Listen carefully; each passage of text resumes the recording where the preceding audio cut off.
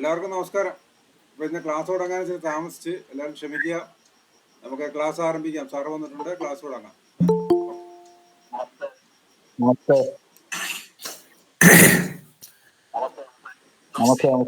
നമസ്തേ.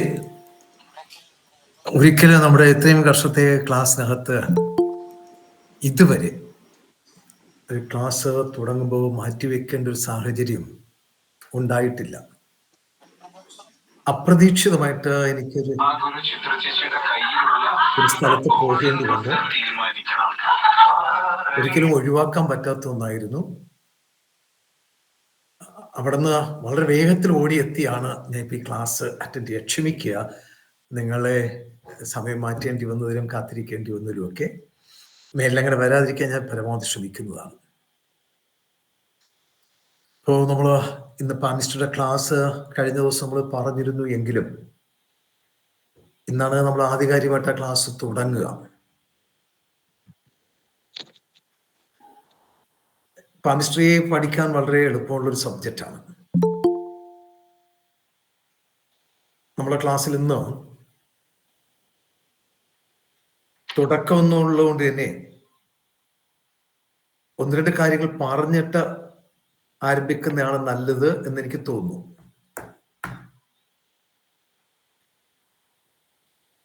നമ്മുടെ കൈക്ക് നമ്മൾ പഠിക്കാൻ ഉദ്ദേശിക്കുന്ന കൈയിൽ ആദ്യം കൈയെ നമ്മൾ തരംതിരിക്കുകയായിരിക്കും ചെയ്യുക. 7 ജാതി കൈകളുണ്ട് എന്ന് പറഞ്ഞ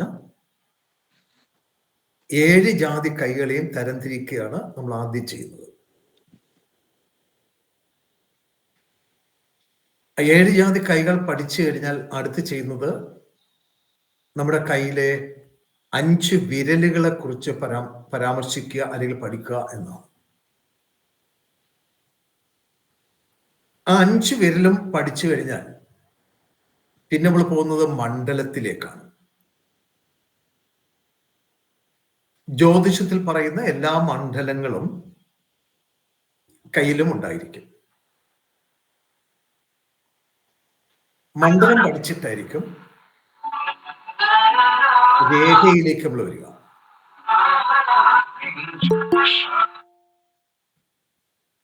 രേഖ പഠിച്ചു കഴിഞ്ഞാൽ ക്ലാസ് തീരുകയാണ്. ഒരുപാട് കാര്യങ്ങൾ പഠിക്കാനുള്ളത് രേഖയിലാണ്. പക്ഷെ ആദ്യം ഞാൻ ഈ പറഞ്ഞ പതിവിന് വിരുദ്ധമായിട്ടാണ് ക്ലാസ് എടുക്കാൻ ഉദ്ദേശിക്കുന്നത്. കൈകളെ കുറിച്ച് പറയുന്നത് പിന്നീടാക്കാം എന്ന് വിചാരിക്കുന്നു. കാരണം നിങ്ങൾക്ക് അല്പം മുഷിപ്പ് തോന്നുന്ന ഒന്നാണ്. നമുക്കൊരു കഷ്ടിച്ച് 1 മണിക്കൂർ വേണ്ട നമ്മുടെ 7 ജാതി കൈകളെ കുറിച്ച് പറയാൻ. നമുക്ക് 1 മണിക്കൂർ വേണ്ട, അതൊക്കെ പിന്നീടാകാം. പിന്നെ അടുത്ത് വരുന്നത് വിരലുകളാണ്. 4 വിരലും തായ് വിരലും. 4 വിരലും അതിനോടൊപ്പം തായ് വിരലും. അങ്ങനെ 5 വിരലാണ് നമുക്കുള്ളത്. ഈ 5 വിരലും 5 മണ്ഡലത്തെയും കൂടെ പ്രതിനിധാനം ചെയ്യുന്നുണ്ട്. അതിൽ ആദ്യത്തേത് തായ് വിരൽ. ഇതാണ്.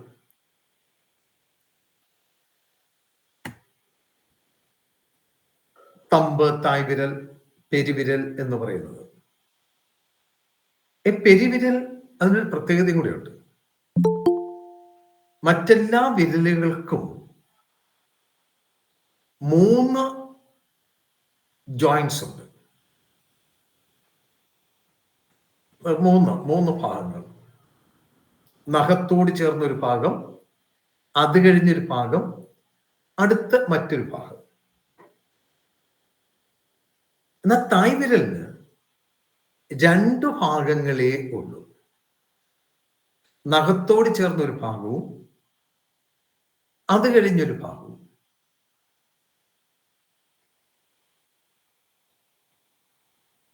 അത് കഴിഞ്ഞാൽ വരുന്നത് മൂന്നാമത്തെ ഭാഗം എന്ന് പറയുന്നത് ശുക്രമണ്ഡലമാണ്. ആ മണ്ഡലത്തെ കൂടെ പ്രതിനിധാനം ചെയ്യാം. അപ്പൊ തായ്വിരലിന്റെ ചുവട്ടിൽ കാണുന്ന ആ മണ്ഡലത്തെയാണ് ശുക്രമണ്ഡലം എന്ന് പറയാം. നമുക്ക് മറ്റൊരു പിക്ചർ ഉണ്ട് ലാൽ, അത് നോക്കണം. യെസ്. നോക്കേ, ആ ചിത്രത്തില് 8ാമത്തെ ഭാഗമായിട്ട് അടയാളപ്പെടുത്തിയിരിക്കുന്നത് ശുക്രമണ്ഡലമാണ്. തായ്വിരലിന്റെ ചുവട് ഭാഗം നമ്മുടെ ശരീരത്തിലെ ഏറ്റവും വലിയ മണ്ഡലമാണ്. ശുക്രമണ്ഡലം ഏറ്റവും വലുതാണ്. മറ്റേ കയ്യിലെ എല്ലാ മണ്ഡലവും ഇത് കഴിഞ്ഞാൽ പിന്നെ അടുത്ത് അല്പം ഉള്ളത് ചന്ദ്രമണ്ഡലമായിരിക്കും. ശുക്രമണ്ഡലത്തിനാണ് ഏറ്റവും വലിപ്പമുള്ളത്. ഒരാളുടെ കുടുംബജീവിതം, വൈകാരികമായിട്ടുള്ള അവസ്ഥ, അയാളുടെ ഈ താല്പര്യങ്ങൾ, അഭിനിവേശങ്ങൾ, ഇങ്ങനെയുള്ള ഒക്കെ നമുക്ക് ശുക്രമണ്ഡലത്തിൽ നിന്ന് ഉറപ്പായിട്ട് കണ്ടുപിടിക്കാൻ പറ്റും.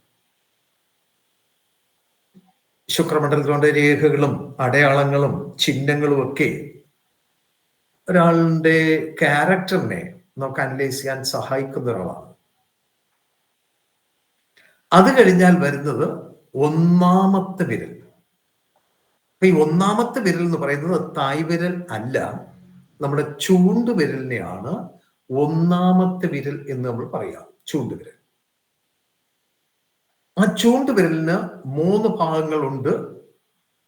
അതിന്റെ താഴെ ആ വിരലിന്റെ ചുവട് ഭാഗം വ്യാഴനാണ്. ഗുരുവാണ് വ്യാഴൻ. അപ്പൊ പഠിക്കുക, ഒന്നാം വിരലിന് ചുവട് ഭാഗത്ത് കാണുന്നത് വ്യാഴനാണ്. നമ്മൾ മണ്ഡലങ്ങളുടെ സ്ഥാനം ഇന്നങ്ങ് പഠിപ്പിച്ച് ഉറപ്പിക്കുക. ഇതിനോടൊപ്പം തന്നെ നമ്മൾ മണ്ഡലത്തിന്റെ സ്ഥാനം കൂടി ഉറപ്പിക്കുന്നുണ്ട്. അപ്പൊ ഒന്നാം വിരലിന്റെ ചുവട്ടിൽ കാണുന്നതാണ് വ്യാഴൻ. ആ 6 എന്ന് പറയുന്ന അവിടെ അതിന്റെ താഴെ ഒരു ചൊവ്വ ഉണ്ട്. അത് നമുക്ക് പിന്നീട് പറയാം. ചൊവ്വ നമുക്ക് രണ്ടാമത് പറയാം. എന്നിട്ട് നോക്കിയേ, രണ്ടാം വിരലിന്റെ അത് പാമ്പ് വിരലിലേക്ക് നമ്മൾ പറയുന്നതാ രണ്ടാം വിരൽ. സാധാരണ എല്ലാവരുടെ കയ്യിലും ഈ രണ്ടാം വിരൽ അല്പം നീളം കൂടുതലുള്ള ആളായിരിക്കും. രണ്ടാം വിരലിന്റെ ചുവട് ഭാഗം എന്ന് പറയുമ്പോൾ നമ്മൾ ഈ കൈയുടെ ഇവിടെ ഈ ഭാഗം നമ്മൾ ഈ കാണുന്ന ഇവിടെ ഇതിന്റെ നേരെ പുറകിൽ ആ വിരലിന്റെ ആ മണ്ഡലം ഏറ്റവും മുകളിലാണ്. 3 ഖണ്ഡം കഴിഞ്ഞാൽ അടുത്ത് അതാണ് ശനി എന്ന് പറയാ. സാറ്റൻ, ശനി. ഒന്നാം വിരലിന്റെ കീഴ്ഭാഗത്ത് വ്യാഴനും രണ്ടാം വിരലിന്റെ കീഴ്ഭാഗത്ത് ശനിയും ഉണ്ടായിരിക്കും.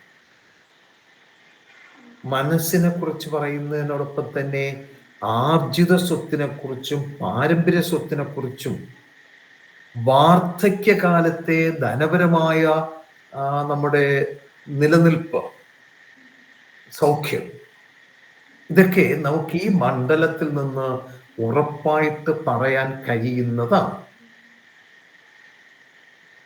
അത് കഴിഞ്ഞാൽ മൂന്നാമത്തെ വിരൽ, മോതിരവിരൽ. ആ മൂന്നാമത്തെ വിരലിന്റെ ചുവട് ഭാഗം, മോതിരവിരലിന്റെ ചുവട് ഭാഗം.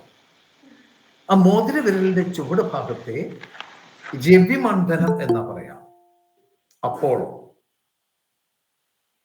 അപ്പോളോ രവിമണ്ഡലം.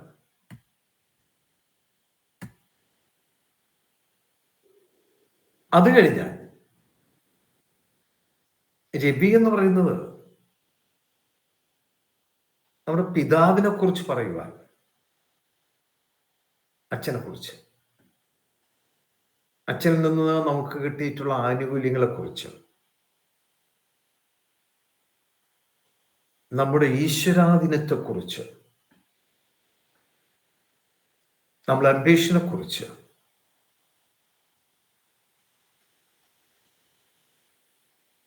വളരെ ഭംഗിയായിട്ട് വിശകലനം ചെയ്യാൻ പറ്റിയ മണ്ഡലമാണ് രവി എന്ന് പറയാം. ആ രവിയുടെ പേരിൽ തന്നെ ഒരു രേഖയുണ്ട്, രവിരേഖ അല്ലെങ്കിൽ ആദിത്യരേഖ എന്ന് പറയുന്നത്, അപ്പോളോ ലൈൻ. അത് കഴിഞ്ഞ് വരുന്ന ചെറുവിരൽ, അതായത് 4-ാമത്തെ വിരൽ. ആ 4-ാമത്തെ വിരലിന്റെ ചുവട് ഭാഗം, 4-ാമത്തെ വിരലിന്റെ ചുവട് ഭാഗത്തെ മെർക്കുറി, അതായത് ബുധൻ എന്നാ പറയാം. ബുധമണ്ഡലം. നമ്മുടെ കഴിവുകളെ കുറിച്ചും താല്പര്യങ്ങളെ കുറിച്ചും വ്യാവസായികമായ അല്ലെങ്കിൽ കച്ചവടപരമായ നമ്മുടെ താല്പര്യങ്ങളൊക്കെ കുറിച്ചൊക്കെ പറയുവാൻ, സൂചിപ്പിക്കാനും ഈ മണ്ഡലവും ആ 4-ാമത്തെ വിരലും നമ്മെ സഹായിക്കും.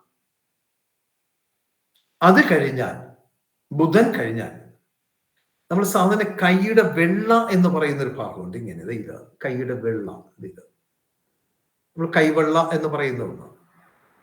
ആ കൈവെള്ള എന്ന് പറയുന്നതിൽ എല്ലാം വരില്ല.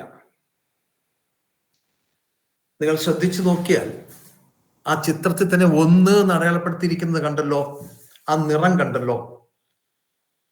ആ നിറവ്യതിയാനം ആ ചൊവ്വ മാർക്ക് ചെയ്തതിന് താഴെ വരുന്ന അത്രയും ഭാഗമാണ്. വേണമെങ്കിൽ നിങ്ങൾക്ക് കൈ ഇങ്ങനെ മടക്കാം, ഇവരിൽ ഇതിങ്ങനെ എടുത്തിട്ട് ഇങ്ങനെ മടക്കാൻ, ചേർത്ത് ഇങ്ങനെ പിടിക്കാം. ഇങ്ങനെ മുറുകെ പിടിക്കുമ്പോൾ നിങ്ങളുടെ ചെറുവിരൽ തൊട്ടിരിക്കുന്നിടത്ത് നിന്ന് താഴേക്ക്. ഒന്നുകൂടെ മനസ്സിലാക്കുക. നിങ്ങളിങ്ങനെ ചേർത്ത് പിടിക്കുക.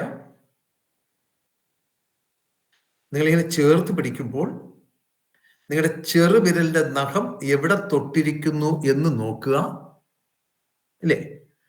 ആ തൊട്ടിരിക്കുന്നിടത്ത് നിന്ന് താഴേക്ക് ആ വരുന്നത് അത്രയുമാണ് മൂൺ, അതായത് ചന്ദ്രൻ എന്ന് പറയാം. മൂൺ അല്ലെങ്കിൽ ചന്ദ്രൻ എന്ന് പറയുന്നത് ആ ഭാഗമാണ്. അത് ശുക്രമണ്ഡലത്തിന് നേരെ എതിർഭാഗത്തായിട്ടാണ് ചന്ദ്രമണ്ഡലം ഉള്ളത്. നമ്മുടെ മാതാവിനെ കുറിച്ച്, അമ്മയെ കുറിച്ച്, നമ്മളുടെ വാസസ്ഥലത്തെ കുറിച്ച്, നമ്മുടെ ചിന്ത അല്ലെങ്കിൽ മനസ്സ്, ഇതിനെക്കുറിച്ചൊക്കെ ഒരു മുന്നറിവ് തരുന്ന മണ്ഡലമാണ് ചന്ദ്രൻ എന്ന് പറയാം. പിന്നെ അവശേഷിക്കുന്ന 2 ആൾക്കാർ ചൊവ്വയാണ്. ചൊവ്വയ്ക്ക് 2 സ്ഥാനങ്ങളുണ്ട്. 1-ാം ചൊവ്വയെന്നും 2-ാം ചൊവ്വയെന്ന് പറയുന്ന 2 സ്ഥാനങ്ങൾ. അതിലൊന്ന് ബുധമണ്ഡലത്തിന് താഴെ, ചന്ദ്രമണ്ഡലത്തിന് മുകളിൽ. ബുധമണ്ഡലത്തിന് താഴെ, അതായത് 3 എന്ന് മാർക്ക് ചെയ്തേക്കുന്ന ആ മണ്ഡലത്തിന്റെ താഴെ 1 എന്ന് പറയുന്ന ചന്ദ്രന് മുകളിൽ വരുന്നതാണ് ഒരു ഭാഗം. മറ്റൊന്ന്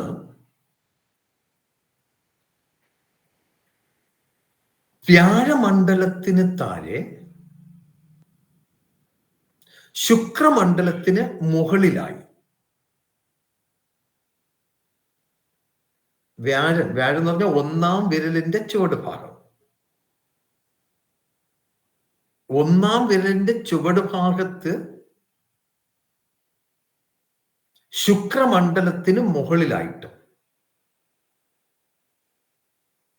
കാണുന്നതാണ് ചൊവ്വയുടെ രണ്ടാമത്തെ സ്ഥാനം. അപ്പൊ നമ്മുടെ കയ്യിൽ രാഹുകേതുക്കളുണ്ട്. അതിന് വലിയ പ്രാധാന്യം ഇല്ലാത്തതുകൊണ്ട് ഞാൻ തൽക്കാലം അതിനെക്കുറിച്ചൊന്നും പറയുന്നില്ല. ഇത്രയുമാണ് നമ്മുടെ കയ്യിലെ മണ്ഡലങ്ങളും വിരലുകളും. രേഖകൾ നമ്മൾ ഇതിനകത്ത് പരാമർശിച്ചില്ല. രേഖകൾ കൂടെ പറഞ്ഞാൽ നിങ്ങൾക്കത് ബുദ്ധിമുട്ട് വരും എന്നുള്ളതുകൊണ്ട് മണ്ഡലം കഴിഞ്ഞിട്ട് നമുക്ക് രേഖ പറയാം. ഇപ്പോഴും രേഖയിലേക്ക് ഞാൻ വരുന്നില്ല. അപ്പൊ പറഞ്ഞത് എത്രയും നോക്കുന്ന ബൈഹാർട്ടാക്കാം. ഒന്നാം വിരൽ തായ് വിരൽ, അത് പെരുവിരൽ എന്ന് പറയുന്നത്. അതിന്റെ ചുവട് ഭാഗത്ത് കാണുന്ന വലിപ്പമുള്ള മണ്ഡലത്തെയാണ് ശുക്രമണ്ഡലം എന്ന് പറയുക. അതിന് മുകളിൽ, അതായത് ഒന്നാം വിരലിന് ചുവട് ഭാഗം. അപ്പൊ ഈ ഒന്നാം വിരലിന് വ്യാഴവിരൽ എന്നൊരു പേര് കൂടെ ഉണ്ട്. വ്യാഴവിരൽ എന്ന പേര് കൂടി ഒന്നാം വിരലിനുണ്ട്. ആ ഒന്നാം വിരലിന്റെ കീഴ്ഭാഗത്ത് കാണുന്ന ആളാണ് വ്യാഴൻ എന്ന് പറയുന്നത്, ഗുരു. അത് കഴിഞ്ഞാൽ രണ്ടാം വിരൽ പാമ്പ് വിരൽ. പാമ്പ് വിരലിന്റെ ചുവടിൽ കാണുന്ന മണ്ഡലത്തെയാണ് സാറ്റൻ, അതായത് ശനി എന്ന് പറയുക. അതിന്റെ ആ വിരലിന് ശനി വിരൽ എന്ന പേരും ഉണ്ട്. മധ്യമാങ്കുലി എന്നൊരു പേരുണ്ട് അതിനോ. പാമ്പ് വിരൽ എന്ന് പറയും. ശനി വിരൽ എന്നും അതിന് പേരുണ്ട്. മൂന്നാം വിരലിന് ചുവടിൽ വരുന്നതാണ് രവി. നമ്മൾ ഫലം പറയുമ്പോൾ, രേഖകൾ നോക്കി തന്നെ ഫലം പറയുമ്പോൾ ഒരു കാരണവശാലും അവഗണിക്കാൻ പറ്റാത്ത ഒരു മണ്ഡലമാണ് രവി മണ്ഡലം എന്ന് പറയാം. ആദിത്യ മണ്ഡലം, അതായത് രവി മണ്ഡലം, അപ്പോളോ. ആ വിരലിന്റെ പേര് രവി വിരൽ എന്ന് പറയാറുണ്ട്, ആദിത്യ വിരൽ എന്ന് പറയാറുണ്ട്. സാധാരണ അല്ലെങ്കിൽ നമ്മൾ പറയുന്നത് മോതിര വിരൽ എന്നാണ്. നാലാമത്തെ വിരൽ നമ്മുടെ കയ്യിൽ താരതമ്യേന ചെറിയ വിരൽ, അപൂർവം ചില വിരൽ. ചിലപ്പോൾ ഒരു 10,000 ആളെ എടുത്താൽ 1 or 2 ആൾക്കാരിൽ മാത്രമാണ് ചെറുവിരലിൽ നീളം കൂടുതലുള്ളത്. 10,000 1,00,000 ആൾക്കാരെടുക്കുമ്പോൾ, ലക്ഷം ആൾക്കാരെടുക്കുമ്പോൾ ഒരു 2 or 3 ആൾക്കാരുടെ കയ്യിൽ മാത്രമേ ചെറുവിരലിന് നീളം കൂടുതലുണ്ടാവൂ. അല്ലാത്ത ആൾക്കാരിലെല്ലാം ചെറുവിരൽ താരതമ്യേന ചെറുത് തന്നെയാണ്. അതിന് പേരുണ്ട് ബുധവിരൽ എന്ന് പേരുണ്ട്. ആ ബുധവിരലിന്റെ 4ാമത്തെ വിരലിന്റെ ചുവട് ഭാഗമാണ് ബുധമണ്ഡലം എന്ന് പറയുക. ആ ബുധമണ്ഡലത്തിന്റെ പാർശ്വത്തിൽ നിന്നാണ് നമ്മൾ വിവാഹരേഖ കണ്ടെത്തുന്നത്. ഒരാളുടെ കയ്യിൽ വ്യത്യസ്ത അഭിപ്രായങ്ങളുണ്ട് വിവാഹരേഖയെക്കുറിച്ച്. ശുക്രമണ്ഡലത്തിന്റെ പാർശ്വത്തിലാണ് കാണുന്നതെന്ന് പറയുന്ന ആൾക്കാരുണ്ട്. ഇല്ല, ചന്ദ്രന്റെ പാർശ്വത്തിലാണ്, വ്യാഴന്റെ പാർശ്വത്തിലാണെന്നൊക്കെ പറയുന്നവരുണ്ട്.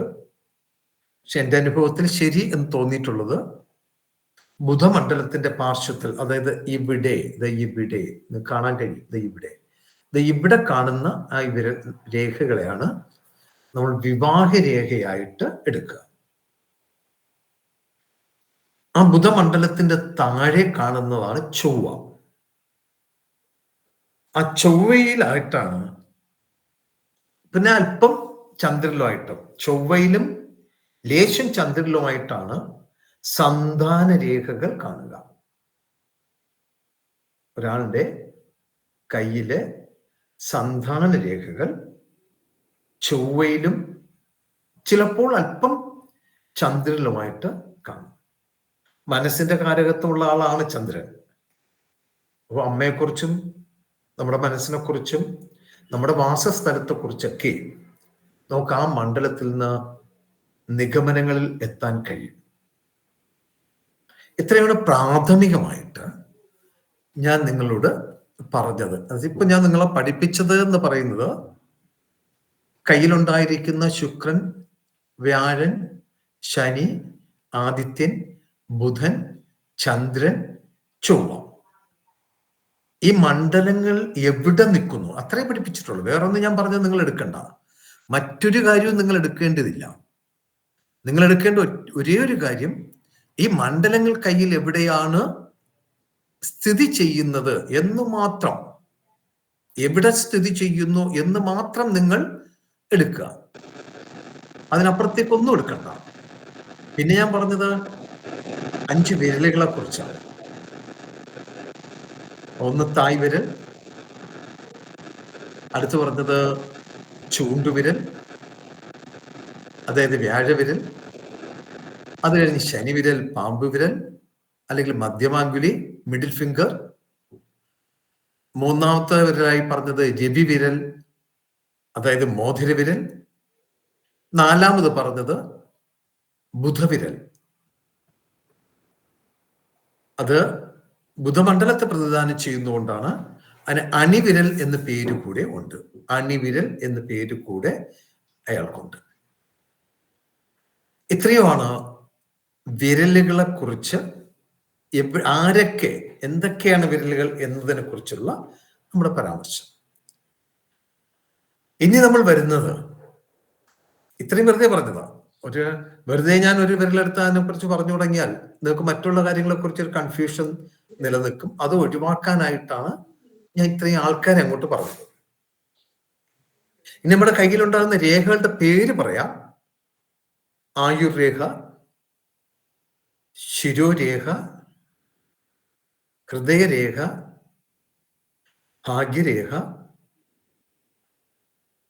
പിന്നെ അത് കഴിഞ്ഞിട്ട് അപ്പോളോ ലൈൻ, പിന്നെ വിവാഹരേഖ, സന്താനരേഖ. ഇത്രയാണ് പ്രധാനപ്പെട്ട രേഖകളായി നമ്മൾ പഠിക്കുക. ഇതിനോടനുബന്ധിച്ച് മറ്റു ചില കാര്യങ്ങൾ അത് പഠിപ്പിക്കുമ്പോൾ പറയും. രേഖകൾ എന്ന് പറയുമ്പോൾ ആദ്യം ആയുർരേഖയായിരിക്കും, അത് കഴിഞ്ഞിട്ട് ശിരോരേഖ വരും, അത് കഴിഞ്ഞിട്ട് ഹൃദയരേഖ വരും, പിന്നെ ഭാഗ്യരേഖ വരും. അതിൽ നിങ്ങളുടെ കയ്യിൽ തന്നെ നിങ്ങൾക്ക് നോക്കിയാൽ ആയുർരേഖ ഇപ്പൊ പരിചയപ്പെടുത്തി തരാം. ശുക്രമണ്ഡലത്തെ വലയം ചെയ്ത് കാണും. ശുക്രമണ്ഡലത്തെ വലഞ്ഞു നിൽക്കും ആയുർരേഖ. വേണ്ട, ഞാൻ ഇന്നിപ്പോ അങ്ങോട്ട് പറഞ്ഞു പോയാൽ നിങ്ങൾക്ക് ചിലപ്പോൾ അത് ചിത്രം കിട്ടിയില്ലെങ്കിൽ ബുദ്ധിമുട്ടും. വേണ്ട, നമുക്ക് നമ്മുടെ ഇന്നത്തെ കാര്യത്തിലേക്ക് നിൽക്കാം. ഇന്ന് നമ്മൾ ഇത്രയും പറഞ്ഞിട്ട് നിർത്തുന്നേക്കാൾ നല്ലത് നമുക്ക് ഒരു വിരൽ കൂടെ പഠിക്കാം. ഒരു വിരൽ പഠിക്കാന്ന് പറഞ്ഞത് നമുക്ക് തായ് വിരൽ തന്നെയാവാം. അത്യാവശ്യം നമുക്ക് ഒരു വ്യക്തിയെ മനസ്സിലാക്കാൻ സഹായിക്കുന്ന ആളാണ് ഇയാൾ. തായ് വിരൽ കിട്ടിയാൽ ആ തായ് വിരലിന്റെ സ്ട്രെങ്ത്, പവർ ഒന്നിങ്ങനെ ഒന്ന് പ്രസ് ചെയ്ത് നോക്കുക. ഞാൻ ഇനോഗ്രൽ ക്ലാസ്സിൽ പറഞ്ഞതാണ്. തായ് വിരൽ ഇങ്ങനെ എല്ലാവർക്കും ഉള്ളത് ഒന്നാണ് തായ് വിരൽ. ആരുടെ തായ് വിരൽ കണ്ടാലും ഫലം പറയുന്നതിന് മുന്നേ നിങ്ങളുടെ തായ് വിരൽ ഉപയോഗിച്ച് അതിനൊന്ന് പ്രസ് ചെയ്ത് നോക്കുക, തള്ളി നോക്കുക. നമുക്കൊരു 3 അവസ്ഥ അവിടെ നിന്ന് മനസ്സിലാക്കാൻ കഴിയും. ഒന്ന്, ആ വിരലിന് ഒരു മാറ്റവും ഉണ്ടായിരിക്കുകയില്ല. അതങ്ങനെ തന്നെ നിലനിൽക്കും. നമ്മൾ എത്ര തന്നെ പ്രസ് ചെയ്താലും വിരൽ അല്പം പോലും പുറകോട്ട് മാറില്ല. നമുക്ക് ഉറപ്പിച്ചു പറയാം, അഭിപ്രായ സ്ഥിരതയുള്ള ഒരാളിന്റെ കൈയാണിത്. എടുത്ത തീരുമാനത്തിൽ നിന്ന് കടുകിട വ്യതിചലിക്കാത്ത ആളായിരിക്കും അയാൾ. നമ്മൾ നാടൻ ഭാഷയില് പറയാറുണ്ട് മർക്കടമുഷ്ടി എന്ന്. മർക്കടമുഷ്ടി എന്ന് പറഞ്ഞ ചില ആൾക്കാരുണ്ട്. എന്ന് പറഞ്ഞാൽ അയാൾ ഒരു കാര്യം പറഞ്ഞാൽ പിന്നെ പറഞ്ഞത് തന്നെ, അതിനകത്തേക്ക് അപ്പുറത്തേക്ക് മാറ്റമില്ല. എന്തു പറഞ്ഞ് ബോധ്യപ്പെടുത്തിയാലും ആ തീരുമാനത്തിന് അയാൾ പുറകോട്ട് പോകില്ല.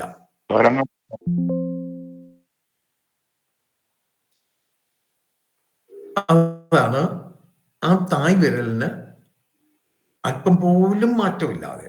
ഒരുപക്ഷെ ഈ ക്ലാസ്സിൽ, നമ്മുടെ ക്ലാസ്സിൽ ഇരിക്കുന്ന ആരുടെയെങ്കിലും ഒന്നോ രണ്ടോ ആൾക്കാരുടെയെങ്കിലും കയ്യിൽ ഇത്തരമുള്ള വിരൽ ഉണ്ടായിരിക്കാം.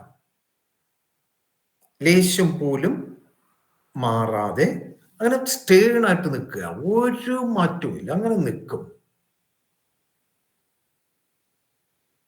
ഉറപ്പിച്ചെടുക്കാം. അഭിപ്രായ സ്ഥിരതയുള്ളയാൾ, എടുത്ത തീരുമാനത്തിൽ നിന്ന് കടുകിട പോലും വ്യതിചലിക്കാത്തയാൾ, തെറ്റാണെന്ന് ബോധ്യപ്പെടുക എന്നുള്ളൊരു വിഷയം അയാളെ സംബന്ധിച്ചില്ല. അയാളാണ് ശരി, അയാൾ പറഞ്ഞത് മാത്രമാണ് ശരി. അയാളുടെ കാര്യത്തിലേക്ക് പുറത്തു നിന്ന് ഒരാളിനെ ഇടപെടാൻ അയാൾ അനുവദിക്കുകയില്ല. നമ്മൾ പറയില്ലേ, ഞാൻ പിടിച്ച മുയലിന് കൊമ്പ് 3 ആണെന്നൊക്കെ. മുയലിന് കൊമ്പില്ല എന്നുള്ള കാര്യം നമുക്കറിയാവുന്നതാണ്. സാധാരണ മൃഗങ്ങൾക്ക് 2 കൊമ്പുണ്ടാകും. പക്ഷെ പുള്ളി പറയുന്നത് ഞാൻ പിടിച്ച മുയലിന് 3 ഭാഗമുണ്ട് എന്നാണ്. ഞാൻ പിടിച്ചപ്പോൾ അതിന് 3 കൊമ്പുണ്ടായിരുന്നു, ഇപ്പം കൊമ്പുണ്ടോ ഇല്ലെന്ന് എനിക്കറിയില്ല എന്നൊക്കെ പറയാം. അത് തന്നെയാണ്. ഇനി മറ്റൊരു കൂട്ടരുണ്ട്. നമ്മൾ ഈ വിരലിനെ ഒന്ന് പ്രസ് ചെയ്താൽ ലേശം പിന്നിലോട്ട് വളയും, ലേശം, അല്പം വഴങ്ങും, അല്പം വഴങ്ങും. ആ അല്പം വഴങ്ങുന്ന ആൾക്കാരുടെ പ്രത്യേകതയും അത് തന്നെയാണ്. ഉറച്ച തീരുമാനമൊക്കെ ഉള്ള ആള് തന്നെയാണ്. പക്ഷെ ആ ഉറച്ച തീരുമാനം എന്ന് പറയുമ്പോഴും ഈ ഹലോ, കാണാൻ പറ്റില്ല എന്നുള്ളൊരു സ്റ്റുഡന്റ്, സാറിന്റെ ഓഡിയോ മാത്രമേ കേൾക്കുന്നുള്ളൂ. എല്ലാവർക്കും അങ്ങനെ തന്നെയാണോ? ഓഡിയോ കേൾക്കുന്നുണ്ടോ? ഓഡിയോ കേൾക്കുന്നുണ്ട് സാർ, പക്ഷെ സാറിനെ കാണാൻ പറ്റുന്നില്ല. സാറിനെ കാണുവാണെങ്കിൽ ക്ലാസ് കുറച്ചും കൂടെ നല്ലതായിരിക്കും തോന്നി. ഞങ്ങൾക്ക് കാണാനുണ്ടല്ലോ. നിങ്ങൾക്ക് കാണാൻ കഴിയുന്നുണ്ടോ? മറ്റുള്ളവർക്ക് കാണാനുണ്ട്. കാണാൻ കഴിയുന്നില്ല? കാണാനുണ്ട്. കാണാൻ കഴിയുന്നുണ്ട്. ആ, സാറിനെ കാണാനേ സാധിക്കുന്നില്ല. അപ്പൊ മറ്റുള്ളവർക്കെല്ലാം കാണാൻ കഴിയുന്നുണ്ട്. നിങ്ങളുടെ ക്യാമറയ്ക്ക് എവിടെയോ ഒരു ചെറിയ പ്രശ്നം കാണാം, അതൊന്ന് ചെക്ക് ചെയ്ത് നോക്കുക.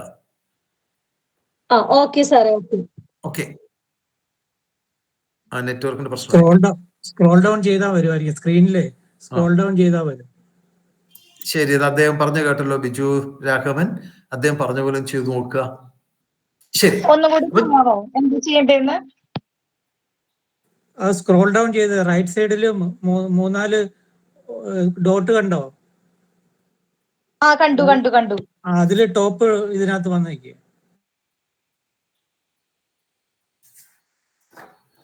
ഓക്കെ. ഇപ്പോ ലേശം വഴങ്ങുക അല്ലെങ്കിൽ അല്പം വളയുക എന്ന് പറഞ്ഞാൽ ഉറച്ച തീരുമാനമുള്ള ആളും ഒക്കെ ആണെങ്കിലും തെറ്റുപറ്റി എന്ന് ബോധ്യപ്പെട്ടാൽ ആ തെറ്റ് തിരുത്താൻ തയ്യാറാകുന്ന ആളാണ്. ഇപ്പൊ തീരുമാനങ്ങളിലൊന്നും മോശമല്ല, ഉറച്ച തീരുമാനമുള്ള ആളായിരിക്കും. പക്ഷെ പ്രത്യേകത, അയാൾ എടുത്ത തീരുമാനം തെറ്റ് എന്ന് ആരെങ്കിലും ബോധ്യപ്പെടുത്തിയാൽ, അവിടെയാണ് അയാൾക്ക് ബോധ്യപ്പെട്ടാൽ തീർച്ചയായിട്ടും അയാളുടെ തീരുമാനത്തിൽ നിന്ന് മാറും. തീരുമാനത്തിൽ നിന്ന് മാറാൻ കഴിയുന്ന ആളാണ് അയാൾ. ഒരു ഉറച്ച തീരുമാനമൊന്നും അയാൾ അങ്ങനെ സൂക്ഷിക്കുന്ന ആളായിരിക്കുകയില്ല. എന്നാൽ മൂന്നാമതൊരു കൂട്ടരുണ്ട്.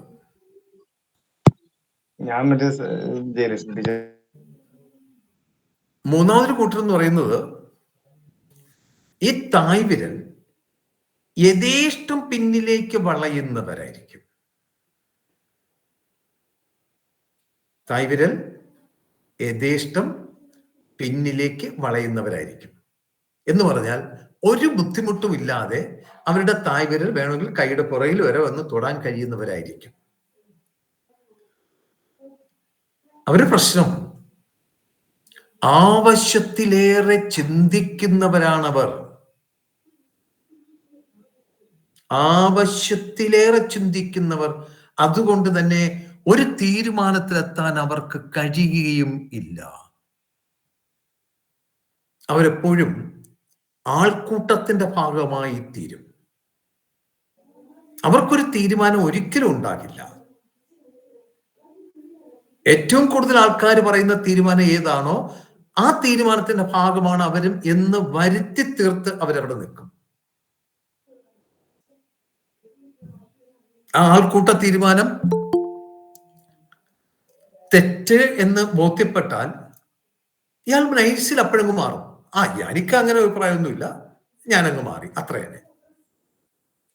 അഭിപ്രായ സ്ഥിരതയുള്ള ആളായിരിക്കില്ല എന്ന് പറഞ്ഞാൽ ഒരു ഉറച്ച തീരുമാനത്തിൽ എത്താൻ കഴിയുന്ന ആൾ ആയിരിക്കില്ല അത്. അപ്പൊ ഈ പറഞ്ഞ 3 സ്വഭാവത്തിൽ ഒന്ന് ഈ ക്ലാസ്സിൽ ഇരിക്കുന്ന എല്ലാവർക്കും ബാധകമാണ്. ഇപ്പൊ നിങ്ങൾ എല്ലാവരും ഏറ്റവും കുറഞ്ഞത് നിങ്ങളുടെ തായ്വിരലിന്റെ പ്രത്യേകതയെങ്കിലും പഠിച്ചിരിക്കും. ഏറ്റവും കുറഞ്ഞത് നിങ്ങളുടെ തായ്വിരലിന്റെ പ്രത്യേകതയെങ്കിലും നിങ്ങൾ പഠിച്ചിരിക്കും. ഇപ്പോൾ നമ്മൾ 3 ക്യാരക്ടറാണ് പഠിച്ചത്. അത് കഴിഞ്ഞാൽ ഈ മധ്യഭാഗം, അത് 2ാം ഖണ്ഡം. ഈ തായ്വിരലിന്റെ മധ്യഭാഗം 2ാം ഖണ്ഡം ഈ ചിത്രത്തിൽ കാണുന്നത് പോലെ മെലിഞ്ഞാണ് കാണുന്നത് എങ്കിൽ മെലിഞ്ഞു കാണുകയാണ്. നന്നായി മെലിഞ്ഞാണ് കാണുന്നത് എങ്കിൽ അതൊരു നയചാതുര്യത്തിന്റെ ലക്ഷണമാണ്. നയചാതുര്യത്തിന്റെ ലക്ഷണമാണ്. അവർക്ക് ഉചിതമായ സ്ഥലത്ത് ഉചിതമായ തീരുമാനം എടുക്കാൻ കഴിയും. ശരിയായ സമയത്ത് ശരിയായ തീരുമാനം എടുക്കുവാൻ കഴിയുന്നവരാണ്, നയചാതുര്യം ഉള്ളവരാണ്. എന്നാൽ ഈ മധ്യഭാഗം വീർത്തിരിക്കുന്നവരുണ്ട്. നന്നായി വീർത്തിരിക്കുന്നവർ. അവർക്ക് ഒരു വിശേഷ ബുദ്ധി ഉണ്ടായിരിക്കുകയില്ല. ഇന്നെന്തായാലും ഈ ക്ലാസ് ഇരിക്കുന്ന ആർക്കും അങ്ങനെ ഒരു കാര്യം ഉണ്ടാകില്ല. എങ്കിൽ നിങ്ങൾ ആരും ഈ ക്ലാസ്സിന് അറ്റൻഡ് ചെയ്യാൻ വരില്ലായിരുന്നു. അപ്പൊ മധ്യഭാഗം ചീർത്തിരിക്കുകയാണെങ്കിൽ, ഞാൻ ഇതിപ്പോ അത് എടുത്തു പറയാനുള്ള കാരണം, ചുരുക്കം ചിലരെങ്കിലും ഇപ്പൊ സ്വന്തം കയ്യിൽ നോക്കിയിട്ട് മധ്യഭാഗം അല്പം വീർത്തലി ഇരിക്കുന്നത് എന്ന് ധരിക്കരുത്. അത് നിങ്ങൾക്ക് അനുഭവം കൊണ്ടാ മനസ്സിലാവുന്നത് ചീർത്തത് എങ്ങനെ ഇരിക്കുമെന്ന്. അപ്പൊ മധ്യഭാഗം ചീർത്താണ് കാണുന്നത് എങ്കിൽ വിശേഷ ബുദ്ധി ഉണ്ടായിരിക്കുകയില്ല. പിന്നെയോ തർക്കങ്ങൾ പങ്കെടുക്കുകയും തോൽവി അടയുകയും ചെയ്യും. തർക്കങ്ങളിൽ പങ്കെടുക്കുക മാത്രമല്ല, ആ തർക്കങ്ങളിൽ തോൽവിയും അയാൾക്ക് പറഞ്ഞിട്ടുള്ളതാണ്. ഇപ്പൊ 2 കാര്യങ്ങളാണ് തായ്വിരലുമായി മാത്രം ബന്ധപ്പെട്ട് നമ്മൾ ഇന്ന് പറഞ്ഞത്. 2 കാര്യങ്ങൾ മാത്രം. ഇന്നൊരു തുടക്ക ക്ലാസ് എന്നുള്ള നിലയിലാണ്. തായ്വിരൽ തീർന്നിട്ടില്ല. തായ്വിരലിന്റെ ബാക്കി കാര്യങ്ങൾ കൂടെ ഉണ്ട്. പക്ഷെ ഇന്നത് ബാക്കി പറഞ്ഞാൽ തീരില്ല. ഇപ്പോൾ നമ്മുടെ ക്ലാസ്സിൽ നോട്ട്സ് ഞാൻ ക്ലാസ്സിൽ ഡിക്റ്റേറ്റ് ചെയ്യും. നിങ്ങൾ ആരും ഞാൻ പഠിപ്പിക്കുമ്പോൾ നോട്ട്സ് എഴുതിയെടുക്കണ്ട. ഓരോ ക്ലാസ്സിലും പഠിപ്പിക്കുന്നത് അതിൻ്റെ നോട്ട്സ് തരും. അതുകൊണ്ട് നിങ്ങളൊരു നോട്ട്ബുക്ക് കരുതിയിരിക്കണം. ആ നോട്ട്ബുക്കിൻ്റെ ഒരു ഭാഗം, അത് വലതു ഭാഗത്ത് നിങ്ങൾ നോട്ട് എഴുതണം. ഇടതു ഭാഗം ഒഴിവാക്കി ഇട്ടേക്കണം. അത് എന്തിനു വേണ്ടി ഒഴിവാക്കി ഇടുന്നു എന്നുള്ള കാര്യം ഞാൻ പിന്നീട് പറയാം. പിന്നെ പഠിപ്പിക്കുമ്പോഴാണ് ചിത്രങ്ങൾ കാണിക്കുക. ആ ചിത്രം പഠിപ്പിക്കുമ്പോൾ തന്നെ നിങ്ങൾ നോട്ട് ചെയ്ത് എടുക്കണം. ചിത്രങ്ങൾ മാത്രം, സ്റ്റേറ്റ്മെന്റ് ഒന്നും നോട്ട് ചെയ്യണ്ട. ചിത്രങ്ങൾ അപ്പോൾ തന്നെ നോട്ട് ചെയ്തെടുത്തേക്കുക. കാരണം നോട്ട്സ് പറയുമ്പോൾ വീണ്ടും ചിത്രം കാണിക്കാൻ നമുക്ക് സമയം കുറെ ലാഗ് ചെയ്യും. അതിനൊക്കെ നഷ്ടമാണ്, സമയം നഷ്ടം ഉണ്ടാകും. അതുകൊണ്ട് പഠിപ്പിക്കുമ്പോൾ തന്നെ ചിത്രങ്ങൾ നോട്ട് ചെയ്തെടുക്കണം. അത് നിങ്ങളെ നോട്ട്ബുക്കിൻ്റെ ഇടത് ഭാഗത്ത് അതങ്ങ് നോട്ട് ചെയ്തോളൂ. വലതു ഭാഗത്ത് എഴുതാൻ വെക്കുക. ഇടതു ഭാഗത്തിന് മറ്റൊരു ആവശ്യം കൂടി ഉണ്ട്, അത് ഞാൻ പിന്നീട് പറയാം. ഇപ്പോൾ നിങ്ങൾ നോട്ട് എഴുതുന്നപ്പോഴും ഒരു ഭാഗത്ത് മാത്രം. അത് നമ്മൾ അടുത്ത ക്ലാസ്സിൽ ഈ തായ്വിരലിൻ്റെ ബാക്കി കാര്യങ്ങൾ കൂടെ പറഞ്ഞിട്ട് അതിൻ്റെ നോട്ട്സ് തരുന്നതാണ്. അപ്പോൾ കണ്ടിന്യൂ ചെയ്തൊക്കെ പോകാം. ഇന്ന് നേരം ഏറെ വൈകിയിരിക്കുന്നു. ക്ലാസ് താമസിച്ചതിന് ഞാൻ ഒന്നുകൂടി നിങ്ങളുടെ ഞാൻ ക്ഷമ ചോദിക്കുക. സോറി.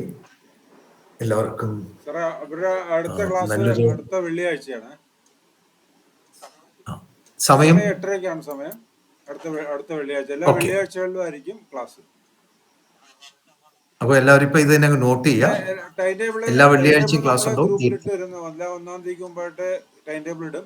എന്തെങ്കിലും ചേഞ്ചസ് ഉണ്ടെങ്കിൽ ഇപ്പൊ അടുത്ത മാസം ഓണമൊക്കെ വരുന്നുണ്ട്. അതുകൊണ്ട് ചിലപ്പോൾ അങ്ങോട്ടും ഇങ്ങോട്ടൊക്കെ ചിലപ്പോൾ മാറ്റങ്ങൾ വരും. ഉണ്ടെങ്കിൽ തന്നെ നിങ്ങൾ നേരത്തെ അറിയിക്കും. സാറേ, ഒരു സംശയം ചോദിച്ചോട്ടെ സാറേ? ഹലോ. പിന്നെ ഞങ്ങൾ ഏതെങ്കിലും കാരണവശാൽ ഒരു ക്ലാസ് അറ്റൻഡ് ചെയ്യാൻ കഴിഞ്ഞില്ലെങ്കിൽ അതെങ്ങനെ നമുക്ക് കോമ്പൻസേറ്റ് ചെയ്യാൻ കഴിയും? കഴിവതും വീഡിയോകളൊക്കെ തരാൻ ശ്രമിക്കുന്നുണ്ട്. പിന്നെ ഇപ്പോഴത്തെ കാലാവസ്ഥ നെറ്റ്വർക്ക് പ്രോബ്ലം ഒക്കെ കൊണ്ട് ചിലപ്പോൾ റെക്കോർഡ് ചെയ്യാൻ പറ്റില്ല എന്നുണ്ടെങ്കിൽ അത് ബുദ്ധിമുട്ടാവും. എങ്കിലും കഴിവതും നിങ്ങൾ ക്ലാസ്സിൽ പങ്കെടുക്കുക. മാക്സിമം നമ്മൾ വീഡിയോസ് ഒക്കെ തരാം. അല്ല, ചിലപ്പോ ഒരു ക്ലാസ് ഇതാക്കാൻ പറ്റിയെന്ന് വരികയല്ല. വേറെ തൊഴിലുള്ള ആളാണ്, അതുകൊണ്ട് അപ്പൊ അതൊന്നും കോമ്പൻസേറ്റ് ചെയ്ത് തരാൻ പറ്റുമെങ്കിൽ വലിയ കാര്യമായി. മാക്സിമം ശ്രമിക്കാം. Okay sir. മറ്റെന്തെങ്കിലും പറയാനുണ്ടോ? ഇപ്പോ എല്ലാവർക്കും ശുഭരാത്രി. അടുത്ത വെള്ളിയാഴ്ച 8:30. Thank you sir.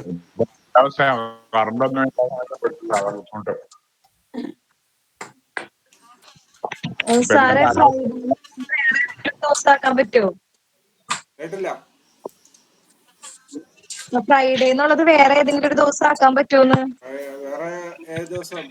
നമ്മൾ സാധാരണ ഫ്രൈഡേ ആയിരുന്നു ക്ലാസ് വെച്ചിരുന്നത്. ഇല്ലെങ്കിൽ വ്യാഴാഴ്ച വ്യാഴം അല്ലെങ്കിൽ വെള്ളി. ഓക്കെ, വ്യാഴം ഓക്കെയാണ് സർ. ഓക്കെ. വേറെ ആർക്കെങ്കിലും ബുദ്ധിമുട്ടുണ്ടോ? വ്യാഴാഴ്ച വ്യാഴാഴ്ച മതി. എന്നാ വ്യാഴാഴ്ച ആക്കാം. വ്യാഴാഴ്ച സാറിന് ബുദ്ധിമുട്ടില്ല. Okay, thank you. ആയിക്കോട്ടെ. വ്യാഴാഴ്ച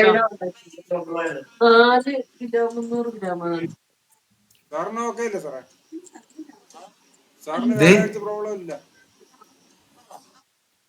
ഇല്ല സാർ, ഓക്കെയാണ്. ഡബിൾ ഓക്കെയാണ്. അടുത്ത വ്യാഴാഴ്ച 8:30. Okay sir. Okay, thank you. നമസ്കാരം.